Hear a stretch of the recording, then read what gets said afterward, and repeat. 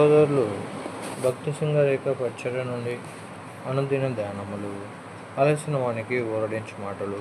సంఘమును శరీరమునకు ఆయనే శిరస్సు. కొలస్సీ 1:18. ఎఫెసీ 1:23లో సంఘము క్రీస్తు శరీరముగా పిలువబడుచున్నది. యేసుక్రీస్తు ప్రభు యొక్క జీవమును ఎవరైతే స్వీకరించరో వారికి ఆయన శరీరంలోనికి అవయములుగా పిలువబడి అధికారము లేదు. ఉదాహరణకు, కృత్రిమ కాలు కలిగిన ఒక వ్యక్తిని తీసుకొనుము. అది చాలా మంచి కాలై ఉండవచ్చును. ఆ వ్యక్తి చక్కగా నడుచుటకు అది ఉపయోగపడుచుండవచ్చును. అయినప్పటికీ అది అతని శరీరంలో ఒక భాగము కాదు. అది ఎన్నో గొల్లెములు, శీలలు, పట్టీలు మొదలగు వాటి చేత సరైన స్థలములో సరైన విధముగా అమర్చబడవలెను.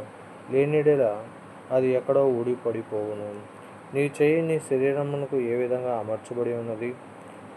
అది గొల్లెములు, శీలలు, పట్టీల చేత అమర్చబడినదే కాదు, శరీరంలోని అన్ని అవయములలో ప్రవహించు మానవ జీవము వాటన్నిటినీ కలిసి ఉంచును.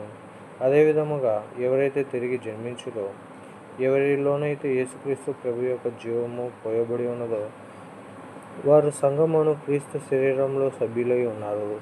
మానవ శరీరంలో అనేక అవయములు గలవు. తల, చేతులు, కాళ్ళు, కళ్ళు, రక్తనాళములు మొదలగునవి. కొన్ని పెద్ద అవయములు, కొన్ని చిన్నవి. ఏ మానవుడు కూడా తన శరీరంలోని ఏ అవయమును కూడా పోగొట్టుకొనుటకు సంతోషముగా ఇష్టపడడు. ప్రతి అవయము అవసరమే, ప్రాముఖ్యమైనదే. ప్రతిదానికి దాని పని దానికుండును. అదేవిధంగా క్రీస్తు శరీరంలోని అవయములైన ప్రతి ఒక్కరికి తాము చేయవలసిన పని తమకే ఉండును. అంతేగాక అభ్యాసము చేయవలసిన వరములను ఉండును. మనకు అప్పగించబడిన పనిని మనము నమ్మకముగా చేయవలెను. మనమేమై ఉన్నామో దానిని బట్టి సంతృప్తి కలిగి ఉండవలెను. నీవెవరివైనను సరే, నీవు క్రీస్తు శరీరంలో సభ్యుడివైన యెడల నీ సేవ ప్రభువుకు సమానముగా ప్రాముఖ్యమైనది, సమానముగా ప్రశస్తమైనది. నిజమైన ఆనందమునకు నిజముగా ఉపయోగించుటకు రహస్యం ఇదియే. నీవు క్రీస్తును నీ శిరస్సుగా కలిగి ఉండవలెను. ఒకవేళ మానవ శరీరంలోని అవయములన్నీ శిరస్సు ఆధీనములో లేకుండా వేరువేరుగా కదిలిన యెడల దానిని నీవు ఏమాత్రము ఊహించనే లేవు. కానీ మానవుని శరీరము ఆ విధముగా లేదు. శరీర అవయములన్నీ శిరస్సు ఆధీనంలో ఉండి కలిసి పనిచేయును. అదేవిధంగా సంఘ సభ్యులు క్రీస్తు అను శిరస్సు యొక్క ఆధీనంలో ఉండవలెను. అప్పుడే నీవు జీవముగల సంఘమును కలిగి ఉండగలవు.